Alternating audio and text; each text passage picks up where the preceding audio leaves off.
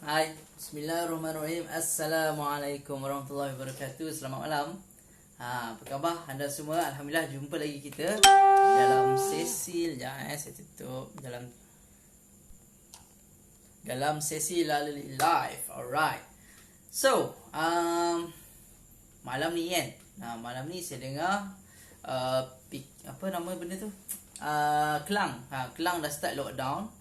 So ramai akan terperangkap. Sabah pun sama. So ini adalah satu benda kita macam nak seolah-olah ke arah yang lama kan. Tapi alhamdulillah kita bersyukur government tak suruh satu Malaysia untuk tutup lah. So itu sebenarnya kita satu kesyukuran. Dan pada yang di lockdown, jangan sedih, jangan rasa stres. Sebenarnya itu pun adalah satu rahmat. Rahmat daripada Tuhan, yang mungkin you boleh buat something yang bagus kat rumah. So sebelum kita mulakan majlis kita malam ni, thank you so much pada yang join. Hi, thank you Esther for joining. Untuk mulakan majlis malam ni, kita mulakan dengan Ummul Kitab Al-Fatihah. Kita minta keberkatan agar kita punya majlis kita, line kita berjalan dengan lancar. Alright. Bismillahirrahmanirrahim.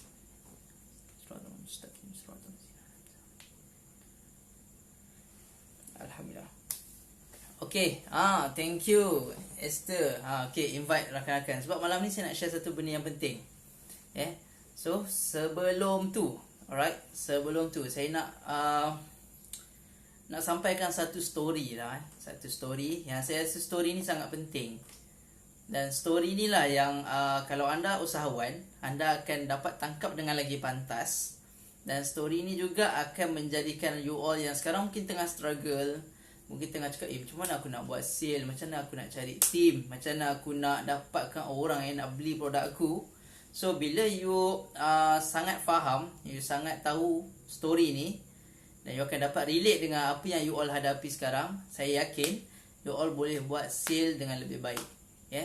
Okay, so story dia macam ni sebenarnya. Alright, dalam satu kampung, benda ni mungkin ada yang dah dengar, dan saya pun dah a few times dengar. Tapi recently baru saya dengar dengan lebih detail. Selalunya bila saya dengar tu dia macam secara open, bukan open, secara general. So sekarang saya dengar dengan lebih detail lah macam mana story dia. Mana Sis Gloria, mana?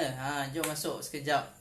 Ya, okay. So story dia macam ni. Kita ada dua orang sahabat baik. Sahabat baik, kita namakan dia lah. Kita namakan Ali dengan Abu. So Ali dengan Abu ni sahabat baik, dan dia duduk dekat satu kampung yang ada masalah air. Kan? Kampung dia ni memang ada masalah air tau. Maksudnya untuk dapat air, orang kampung kena berjalan jauh pergi kat sungai baru boleh ambil. Dan you all kena faham, kampung ni adalah kampung zaman dulu. Bukan kampung macam zaman sekarang lah. Zaman dulu ni, zaman mungkin kita panggil zaman orang kampung dulu lah. Mana ada piping, saliran, apa bagai, semua tak ada. So Ali dengan Abu ni dia nampak satu peluang. Kan? Dia nampak satu peluang bahawa kalau aku tolong bawakan air ke kampung ni, aku boleh buat duit. Aku boleh dapat duit sebab dah bantu orang. So dia boleh charge lah. So apa dia buat? Okay, good. So dua orang sahabat baik ni, Ali dan Abu, dia orang pun pergilah ambil air. Lepas tu dia bawa pergi ke kampung, dia jual. Dan benda ni dia buat bertahun-tahun. Sampailah satu masa Ali berfikir dan dia tanya, dia borak dengan Abu. Dia cakap, Abu, apa kata kita buat satu macam benda panjang pipe yang boleh bawa air daripada kita punya sungai terus ke taman, ke tempat kampung ni. So tak adalah kita nak angkat air lagi. Lepas tu Abu pun jawab, Abu cakap macam ni, kau ni, dah lah kita dah duit masuk sekarang ni, kita dah masuk ni, kita bawa air setiap hari, orang beli. Memanglah penat sikit, tapi tak payahlah nak susah-susah nak pergi fikir nak buat pipe, mana nak cari barang-barang pipe tu, macam mana nak pasang pipe, nak kena belajar pula, nak kena pergi kedai pula, nak cari gam lah, apa semua leceh. So Abu tak berminat. So Ali cakap, tak apalah, kalau kau tak minat, aku buat sendirilah, aku try dulu.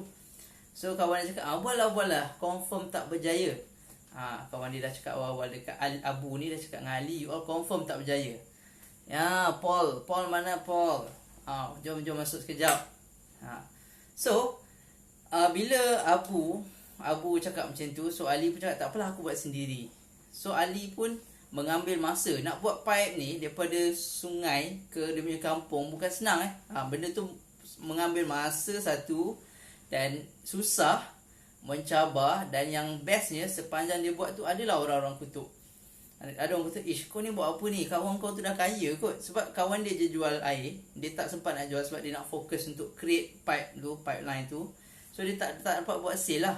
So kawan dia masuk, dapat duit. Sampai orang semua kutuk dia, "Kau ni memang bazir masa, tak ada masa depan. Kau ni memang tak boleh buat duit punya, macam ni cara dia. Kau dah bazirkan kau punya masa muda kau untuk buat pipe-pipe ni. Biar tak tahu jadi ke tak jadi." So Paul pula dah. Sorry Paul So yang Ali ni dia pun diamkan diri dan dia terus buat. Dan pada masa yang sama Abu pun kadang-kadang datang peli. "Ish, kau ni memanglah aku dah buat banyak duit kot. Aku bawa air hulu kilir memanglah penat tapi duit aku masuk." So dia sangat happy dan dia rasa selesa dengan apa yang dia dah ada. Dan dia keep on doing the same thing lah. Dia buat. Akhirnya sampai satu masa tu Ali akhirnya berjaya siapkan dia punya pipe. Dan dia dah deal dengan satu kampung ni, satu rumah ni, dia akan salurkan air ke rumah tu. Jadi orang tu dia tak perlu lagi tunggu Paul tu angkat air bawa ke rumah. Tunggu Paul lagi. Sorry, sasul. Orang tu dah tak perlu tunggu si Ali untuk bawa air tu. So dia bawa air lalu tu. So setiap air yang masuk tu di-charge oleh Ali. So Ali sambil dia tidur kat rumah pun duit dia masuk. Sebab air tu continue masuk kat rumah orang tu dan orang tu sangat happy. So bila orang tu sangat happy dapat air yang laju, air yang pantas, tak perlu tunggu dan bersih pula tu. So dia pun cerita kat kawan-kawan dia. Makin lama kawan-kawan yang orang pertama dapat air laju tu pun ambil juga servis Ali tu tadi. Jadi apa yang berlaku dekat Abu? Cuba teka. Apa yang berlaku kat Abu? So apa yang berlaku kat Abu, saya rasa kita sambung esok. Okay, boleh kita sambung esok. Apa yang jadi dekat Abu? Hi Glow, welcome. Masuk dah mak kini di tadi apa tu? Mak kini. Goyang. Alright, so bila dah macam tu, so akhirnya Abu dia punya sale makin lama makin kurang. Sebab Abu ni dia guna cara lama, cara konvensional. Dia ambil air, dia hantar. Padahal sahabat dia Ali yang pernah ajak dia untuk buat pipe sama-sama dah pergi ke fasa baru. Dia dah advance. Dia dah create pipe dan dia boleh duduk rumah tanpa susah-susah buat apa-apa. Duit masuk. Makin lama dia salur. Makin lama dia daripada satu rumah jadi 10 rumah. 10 jadi 20, 30, 40. Lama-lama dia conquer semua saliran dalam taman tu. Okay, so apa lesson learn yang kita boleh dapat kat sini? Mungkin you all boleh share apa lesson learn dekat komen. Apa yang you dapat faham? Yang mana apa yang jadi dekat Ali, apa yang jadi dekat Abu.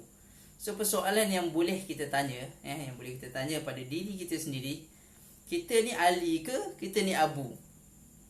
Ali adalah orang yang buat pipe. Abu pula adalah orang yang angkat baldi. So kita perlulah jadi macam Ali. Yes, Ali. So adakah kita tengah bina pipe? Adakah kita tengah create satu income stream, saliran income yang baik? Yes, Ali, good. Good choice. Kita nak jadi macam Ali. Dia dah create satu income stream yang sangat kita panggil apa, yang sangat bagus, yang dia boleh dapat tanpa dia susah-susah angkat baldi bawa sana. So persoalan dia kat sini, apakah pipe yang kita tengah bina sekarang? You all boleh tanya diri sini, apa benda yang aku bina sekarang untuk pastikan bisnes aku boleh jalan sendiri tanpa aku perlu ada dekat situ sepanjang masa. Macam-macam ada benda kadang-kadang. Okay, bayangkan saya bagi contoh, orang jual nasi lemak tepi jalan. Dia kalau dia tak datang kerja ataupun dia tak buat nasi lemak tu, dia takkan dapat duit hari tu. So bagi saya lah, itu adalah angkat air cara konvensional. Kalau dia tak ada, bisnes tak jalan. Tapi sekarang ni, new way of doing business adalah orang dah start buat apa? Sistem dropship. That's why kadang-kadang agent sahaja dia dah boleh make millions. Dan benda tu tak mustahil, sangat tak mustahil. As long as satu, you committed. Dua, you belajar the correct knowledge. Dan seterusnya, nombor 3 adalah dengan rahmat dan izin Tuhan lah. Bila you ada 3 benda ni, walaupun you tak perlu buat produk sendiri, tak perlu. Macam Ali tadi, adakah dia buat air tu? Adakah dia yang create air tu? Tak, dia just ambil sumber yang ada dan dia tukang menyalurkan sahaja. So kita pun sama. Sebenarnya kita tak buat pun produk yang kita buat sekarang, betul tak? Macam AO Wallet, kita tak perlu buat langsung. Produk tu memang dah ada. Apa kita buat adalah ambil produk tu sampaikan pada orang. Dan kalau peringkat awal you buat, mungkin you jual satu-satu, you retail satu-satu, jual ke orang. Tapi bila you dah start ada satu customer dan you dah groom customer tu, dia dah berminat, dia repeat dan akhirnya dia jadi you punya dropship. Sebenarnya dropship tu adalah you punya pipeline. Lagi panjang pipeline yang you create, lagi banyak agent yang you buat, dropship yang you buat, lagi banyaklah income you akan dapat. Dan you balik rumah, tidur, income still berjalan. Sebab apa? Dia multiply lah. Dia macam MLM. MLM punya konsep pun sama. Di mana kalau you ada team bawah, dia akan support. You tak boleh buat seorang-seorang. Nak jual 1 juta botol AO sehari, seorang boleh ke? Seorang lah jual kat Shopee lah, Lazada, pergi kat boot sale, seorang-seorang. Kita takkan mampu buat. Orang hebat macam mana pun dia takkan mampu buat. So that's why kita sangat-sangat perlukan team. Kita perlukan agent, kita perlukan dropship. Untuk bersama-sama kita buat income supaya dapat bantu lagi yang ramai orang. Yang bagusnya Alhamdulillah, kita punya sistem ataupun kita punya produk ni, kita tak ada minimum order sebulan.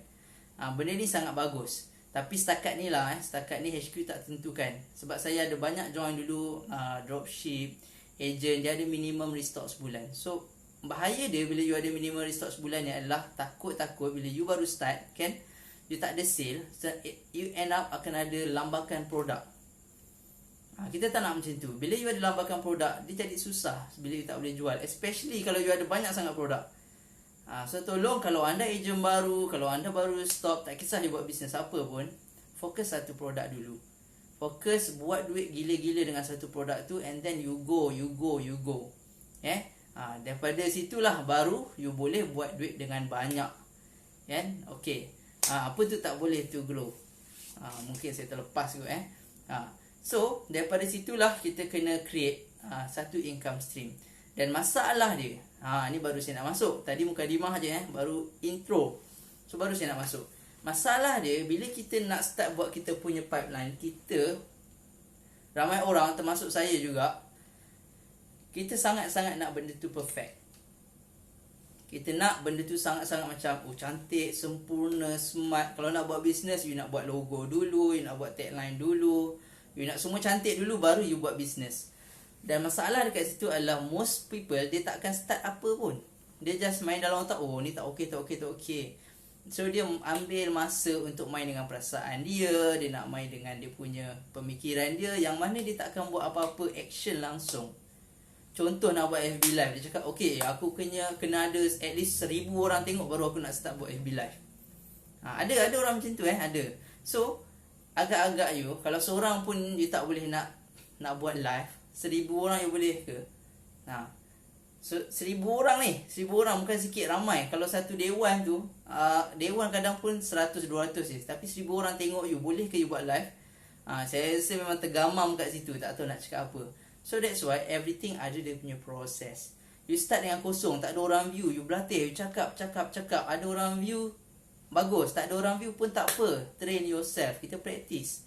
Anggapkan macam bila kita buat live apa semua tu, kita anggap itu macam latihan dan itu adalah recording. Kita bayang je macam tu. So bila daripada situ you buat je lah, share je lah apa yang you nak share. Orang suka ke tak suka tak apa, tak kisah. Tak ada benda yang kita buat sekarang ni yang orang suka sebenarnya. You berjaya, mungkin ada orang benci, ataupun you gagal, ada juga orang benci. Dan kalau you tak buat apa-apa pun ada orang benci. So why not? Daripada 3 ni, baiklah you berjaya, orang benci, kan? So kita teruskan kejayaan, kita terus belajar, improve diri kita. Jangan tunggu semua perfect. Bila kita tunggu semua perfect, sebenarnya kita bazir banyak masa. Banyak sangat masa. Why not you buat dulu? Tak ada orang start dengan benda yang perfect. Even Steve Jobs kan, Apple punya owner, dia start business dia dekat garage dia, dekat rumah dia sendiri, dekat garage mak dia. Dia buat dekat situ. Dia panggil lah kawan-kawan, siapa nak. Dia tak tunggu perfect, dia tak tunggu dia ada rumah kedai, dia tak tunggu dia dah ada logo apa semua, tak ada. Dia tak terus buat. Dan along the way you boleh improve lah. You boleh create you punya logo, you boleh create you punya tagline, you boleh buat training you punya team. Dan benda ni adalah proses, dia masa. You takkan dapat semua serentak. Itu yang menyebabkan ramai gagal, ramai yang tak boleh survive dalam bisnes, kan? Mostly sebab dia tak apa kita panggil tu, tak ada, kita panggil apa nama word dia, dia tak ada ketahanan. Yes, you boleh komen ataupun hashtag situ ketahanan. Tak ada ketahanan, ataupun kita panggil kekuatan untuk survive. Hi Uristeli, hello, thank you, welcome for joining. Panggil anak, panggil anak-anak masuk. Glow pun takut dulu orang akan tengok Glow, sekarang shock boleh buat live. Yes, macam tu. Memang awal-awal kita start, kita takut. Kita takut rasa macam orang cakap apa kat aku ni, orang beli aku ke. Sampai kadang-kadang tekan live, tekan live, lepas tu lari, tak nak bagi orang nampak. Sebenarnya tak apa, untuk peringkat awal tak apa. You tutup muka you ke, you pandang ke depan ke, as long as you buat tindakan, tak perlu tunggu perfect. Okay? Macam Apple, macam Nike. Nike pun sama, dia tak tunggu orang datang.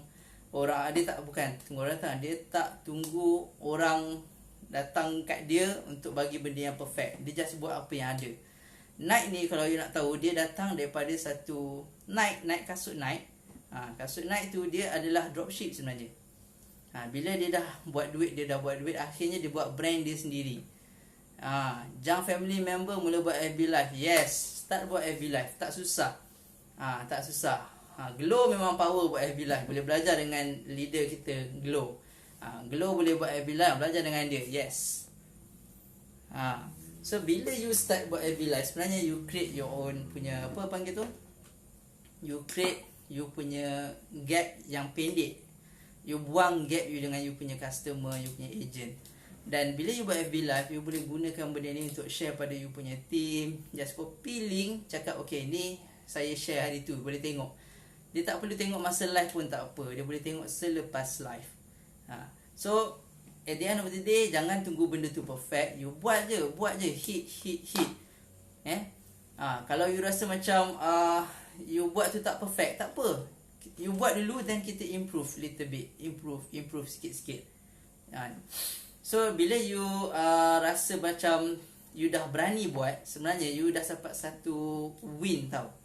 Saya suka sebut ni, bila you ada win, you kena share. Kalau leader, you boleh share juga dengan you punya team, atau you boleh share dengan sahabat-sahabat you punya win. Dan paling bagus, you share you punya win dengan orang yang buat bisnes juga. Kalau you share win dengan orang yang tak buat bisnes, dia akan anggap you ni macam poyo lah, belagak lah, kerek lah. Tapi tak.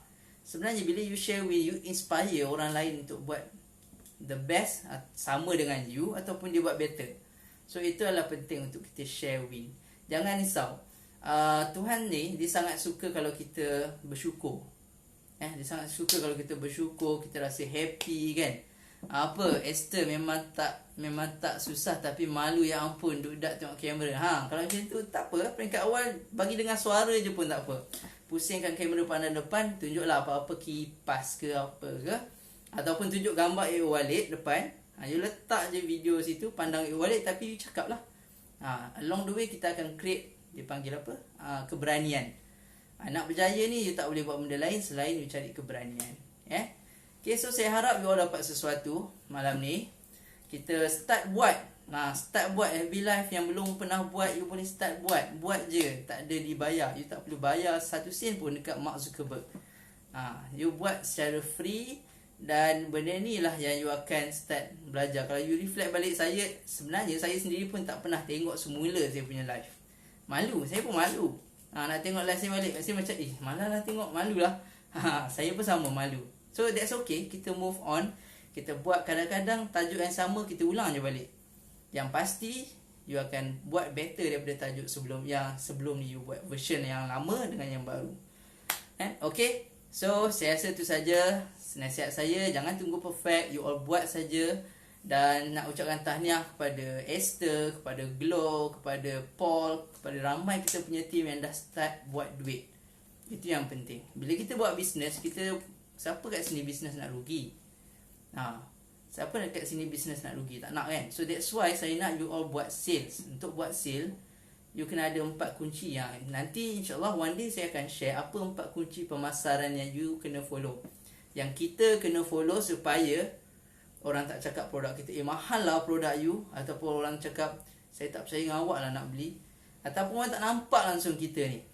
Orang tak tahu pun you buat bisnes e-wallet, you dengan team Lalili, you favorite team ke, you Glow team ke, orang tak tahu. So ini halangan yang kita ada. So one day saya akan share 4 kunci pemasaran. Dan you boleh follow saya punya Sifu, Azizan Osman, Najib Asadok. Boleh follow dia orang. Bila you follow, you akan belajar banyak benda. So saya rasa itu saja. Thank you so much pada yang join. Saya doakan anda semua kaya berjaya dunia dan akhirat. Kita jumpa lagi. Assalamualaikum, selamat malam, bye. #sihatkan syok.